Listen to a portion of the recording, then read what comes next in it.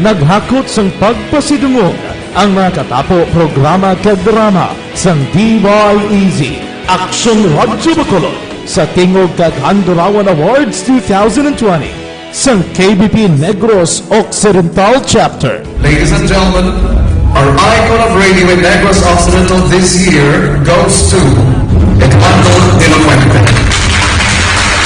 Pagdayon Aksyon Radyo, Bacolod saludo. Ginpasidunggan bilang icon of radio si Eduardo de la Fuente, Anchorman of the Year, Art Tayhupoy, Reporter of the Year, Brian Morden, News Presenter of the Year, Boy Duran, Special Awards for Administrative, Nani Kirao, Best Radio Drama, Ang Timbangan sang Katarungan, Best News Program for AM, Aksyon Balita Banat Bulid ni Aksyon Rex Canton, kag Best Entertainment Program for AM, This Is My Life ni Tita Wilma Sugaton. Madamo gid ni salamat mga ka-aksyon sa inyo palagi na pagpamati. Una sa balita, una sa aksyon. Una sa balita, una sa aksyon. Una sa balita, una sa aksyon. Una sa balita, una sa aksyon. Una sa balita, una sa aksyon. Una sa balita, una sa aksyon. Una sa balita, una sa aksyon. Una sa balita, una sa aksyon. Una sa balita, una sa aksyon. Una sa balita, una sa aksyon. Sa Bacolod. Aksyon Radio.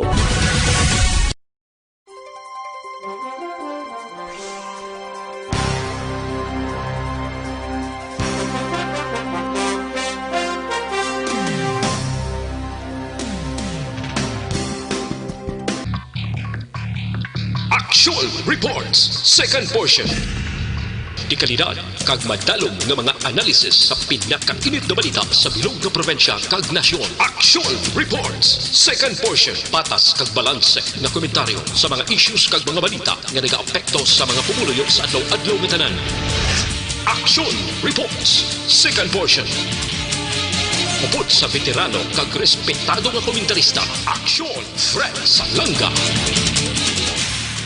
Aksyon Reports, second portion. Payong aga, Western Visayas, mayong aga, syudad Sangga, Bacolod. Welcome diri sa second portion sang Aksyon Reports, second portion. Kamusta kamo mga ka-aksyon namon sa kanginan tubdob kita sa takna last 7 diri sa inyo sining palatuntunan. Pila ka mga topiko kag rohambalanta karon nga adlaw nagabot ang 42 ka mga negrense. Kalakip na ang mga taga-syudad sa Bacolod nga mga OFWs, mga last 3 sining aga, no? Nag-abot diri sa Bacolod Silay International Airport, kagindala na diri sa isa ka hotel sa syudad sang Bacolod. Web aksyon Alvin Graba sa detalye sini, ibalaon tabing sitwasyon sang mga OFWs ta, kag kalakip man nga ti ining Philippine Airlines Swiffer flight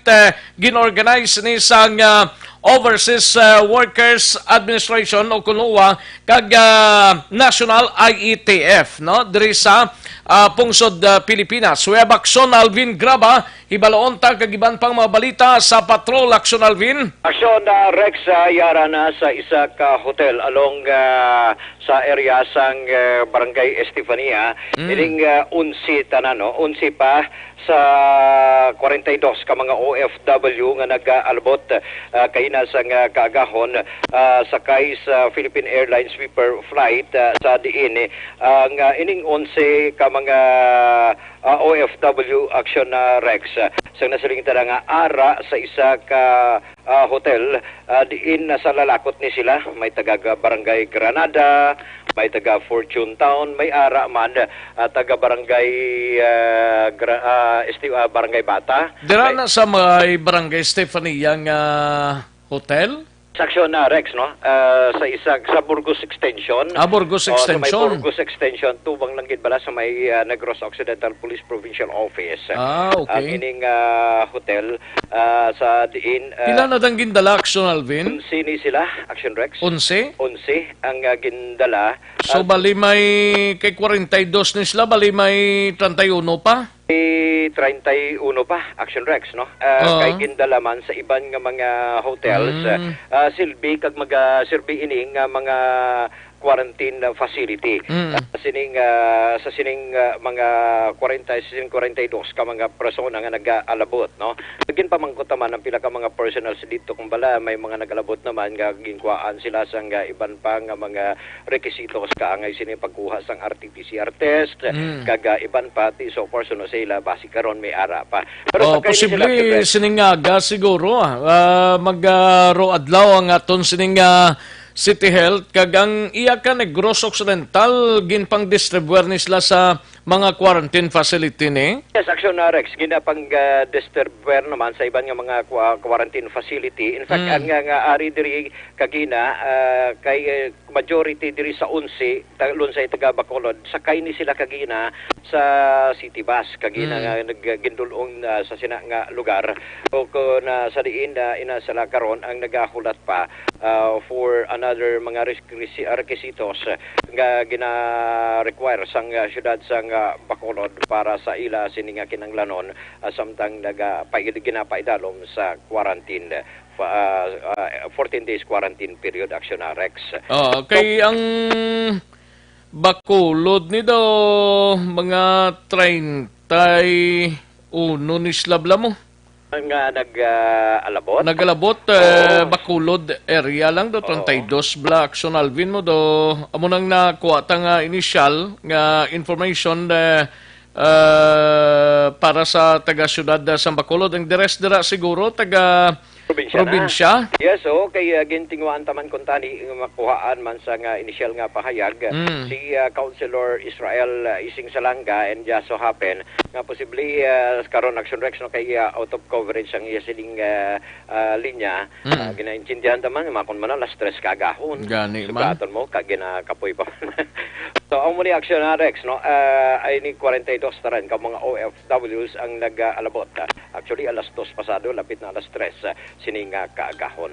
So for Action Rex no amali ang mga ginpadulungan man sa patrol. By the way isalutan na lang niyo ang mga violators bala Action Rex dangan tanan sa 89 tanan ka mga curfew violators. Ang may pinakamadamo diri nga nagkaladakpan amo sa area sang police station number 7 BNT 1 nagpangadua ang station number 1 nga may 17 pangatlo station number 37 galing mga OFWs para sa taga-syudad sa Bacolod ang naglabutan today Action Alvin.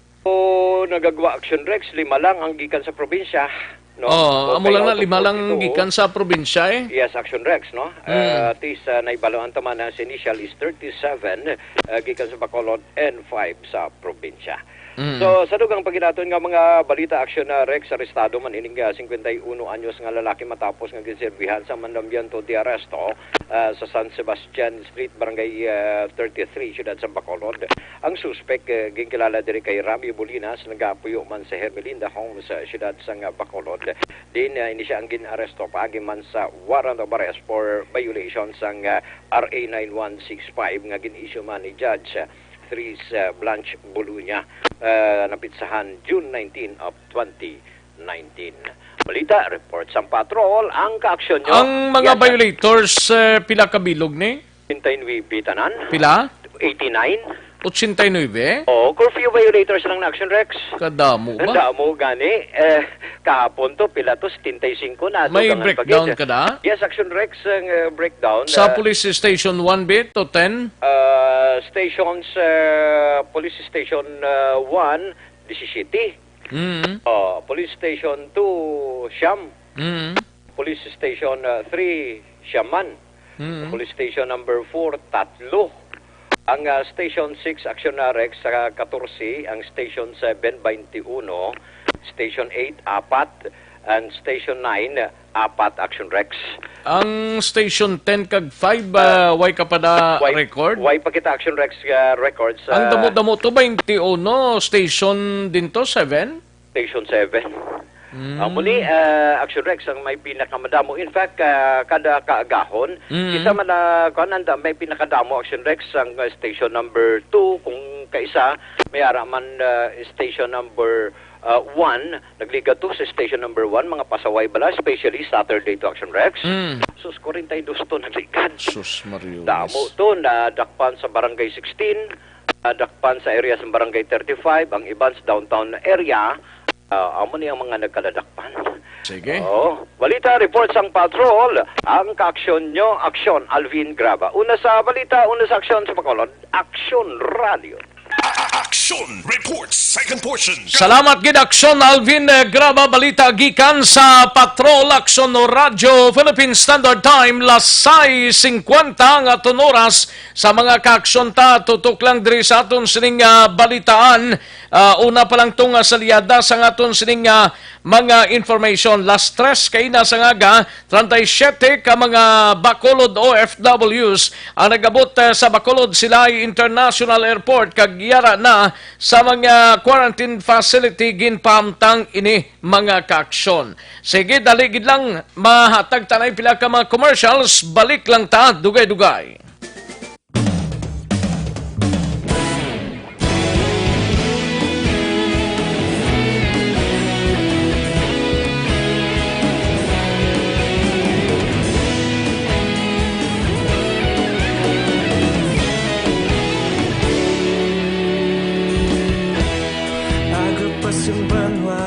Mabugaw nga hangin nagadapyan na ikaw nang ginapamati ang namon ginasandigan.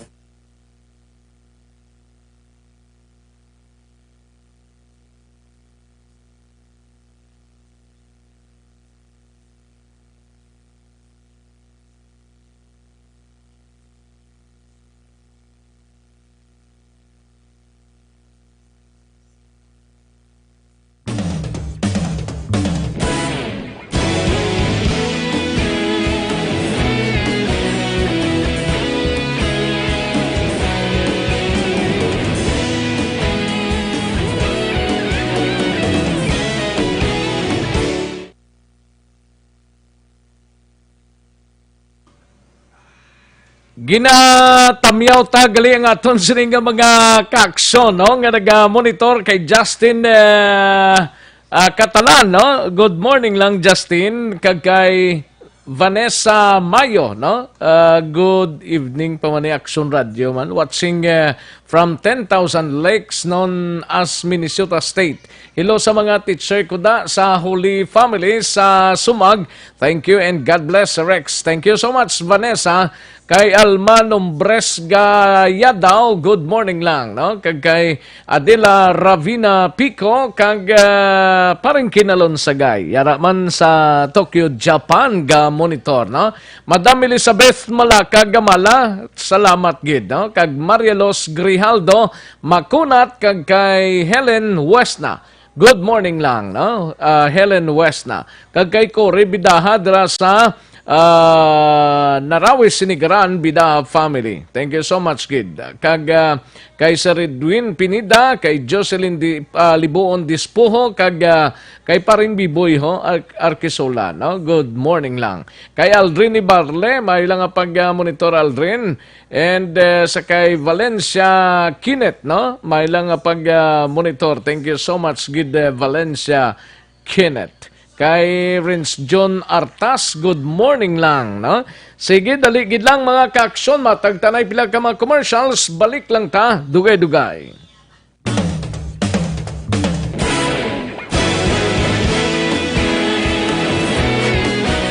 Naghakot sang pagpasidungog ang mga katapo programa kag drama sang DYEZ Action Radio Bacolod sa Tingog kag Handurawan Awards 2020. Sang KBP Negros Occidental Chapter. Ladies and gentlemen, our icon of radio in Negros Occidental this year goes to Eduardo de la Puente.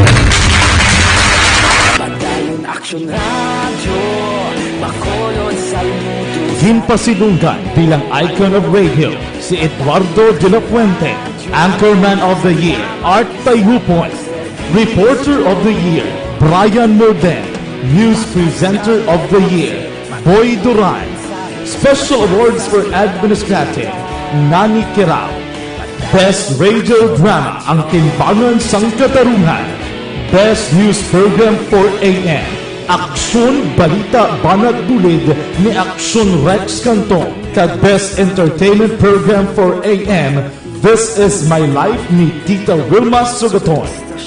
Nag-amugit ni sa lahat mga kaaksyon sa inyo palagi na pagpamati. Una sa balita, una sa aksyon. Una sa balita, una sa aksyon. Una sa balita, una sa aksyon. Una sa balita, una sa aksyon. Una sa balita, una sa aksyon. Una sa balita, una sa aksyon. Una sa balita, una sa aksyon. Una sa balita, una sa aksyon. Una sa balita, una sa aksyon. Una sa balita, una sa aksyon. Sa Bacolod. Aksyon Radio. Sa dinami-dami ng usapin ngayon tungkol sa COVID-19, nangingibabaw ang tanong tungkol sa expanded testing.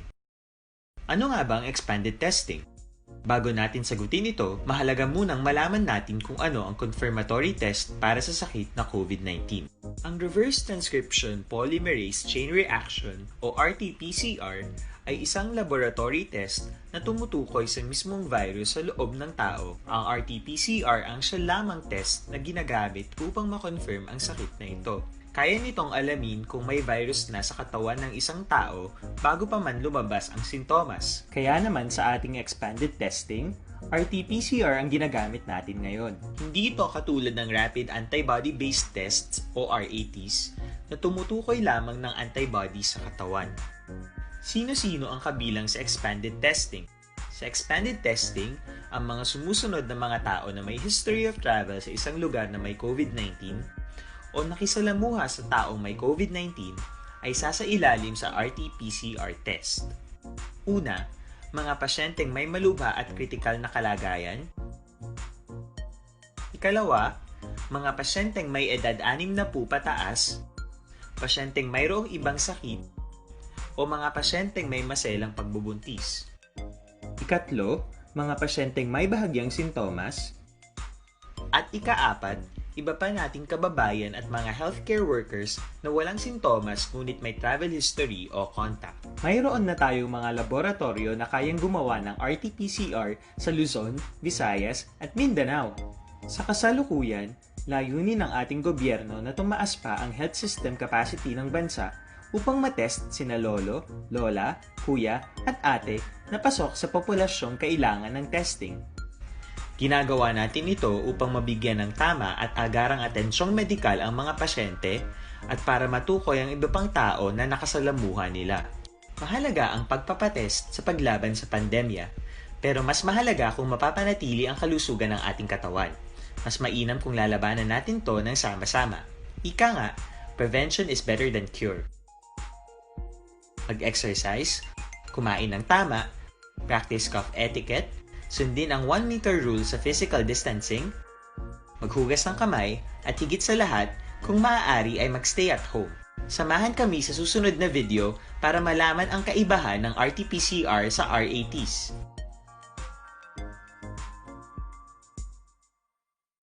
Sa dinami-dami ng usapin ngayon tungkol sa COVID-19, nangingibabaw ang tanong tungkol sa expanded testing. Ano nga ba ang expanded testing? Bago natin sagutin ito, mahalaga munang malaman natin kung ano ang confirmatory test para sa sakit na COVID-19. Ang reverse transcription polymerase chain reaction o RT-PCR ay isang laboratory test na tumutukoy sa mismong virus sa loob ng tao. Ang RT-PCR ang siya lamang test na ginagamit upang makonfirm ang sakit na ito. Kaya nitong alamin kung may virus na sa katawan ng isang tao bago pa man lumabas ang sintomas. Kaya naman sa ating expanded testing, RT-PCR ang ginagamit natin ngayon. Hindi ito katulad ng rapid antibody-based tests o RATs na tumutukoy lamang ng antibodies sa katawan. Sino-sino ang kabilang sa expanded testing? Sa expanded testing, ang mga sumusunod na mga tao na may history of travel sa isang lugar na may COVID-19 o nakisalamuha sa taong may COVID-19 ay sasailalim sa RT-PCR test. Una, mga pasyenteng may malubha at kritikal na kalagayan. Ikalawa, mga pasyenteng may edad 60 pataas, pasyenteng mayroong ibang sakit, o mga pasyenteng may maselang pagbubuntis. Ikatlo, mga pasyenteng may bahagyang sintomas. At ikaapat, iba pa nating kababayan at mga healthcare workers na walang sintomas ngunit may travel history o contact. Mayroon na tayong mga laboratorio na kayang gumawa ng RT-PCR sa Luzon, Visayas at Mindanao. Sa kasalukuyan, Layunin ng ating gobyerno na tumaas pa ang health system capacity ng bansa upang matest sina lolo, lola, kuya at ate na pasok sa populasyong kailangan ng testing. Ginagawa natin ito upang mabigyan ng tama at agarang atensyong medikal ang mga pasyente at para matukoy ang iba pang tao na nakasalamuha nila. Mahalaga ang pagpapatest sa paglaban sa pandemya, pero mas mahalaga kung mapapanatili ang kalusugan ng ating katawan. Mas mainam kung lalabanan natin to ng sama-sama. Ika nga, prevention is better than cure. Mag-exercise, kumain ng tama, practice cough etiquette, sundin ang 1 meter rule sa physical distancing, maghugas ng kamay, at higit sa lahat, kung maaari ay magstay at home. Samahan kami sa susunod na video para malaman ang kaibahan ng RT-PCR sa RATs.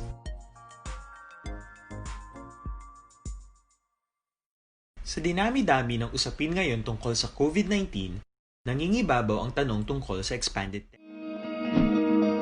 Para labanan ang banta ng COVID. Action Reports Second Portion. Kaupod si Pabalik kita dre sa aton sining nga pagpangalagad Aksyon Radyo Philippine Standard Time las 7:01 na nga oras daw kaalang-alang natasang tsimputa.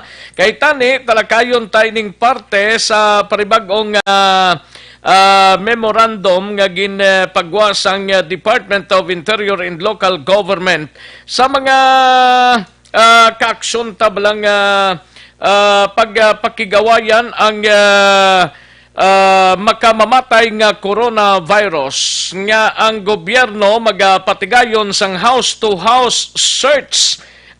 Amo ni mga kaaksyon ang ginpagwa ni DILG Secretary Eduardo Anyo, pero daw may mga grupo nga pamalabag sa sining hilikoton para ma-check sang gobyerno kag makabulig ang gobyerno sa pag-identify sang madamo pa nga COVID-19 patient mga kaaksyon nga may mild symptoms kag para matransfer man gilayon sa monitoring facility parang hindi na maglapta pa ang nasambit nga virus. Action Reports Second Portion. Galing kay alang-alang na ta sa tiyempo diri sa aton sining nga pagpangalagad may lang nga pag-monitor kay Jocelyn Andrada Changson ga-monitor sa area sang Barangay Mansilingan sa kay Gelma Garpa sa Kuwait kay Philip Lorente may lang nga pag-monitor no lang-alang na ta sa tiyempo standby na sa masunod nga programa ang Aksyon Balita Morning Edition. Igasunod na sa dilig lamang madugay upod kay Aksyon Boy Duran kag Aksyon Dorel Cabato. Sa kinandan sa ngalan ni Aksyon Fred Salanga, ako ang inyo sini ka-aksyon sa kanginan Aksyon Rex Kantong Mayong Aga, una sa balita, una sa aksyon sa Bacolod. Aksyon Radio.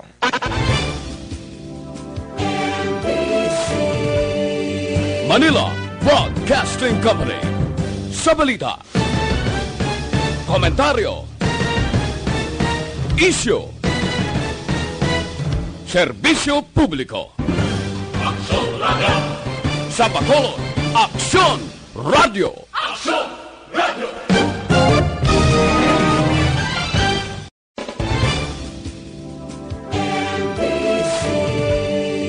Manila Broadcasting Company. Sa balita, komentaryo, isyu,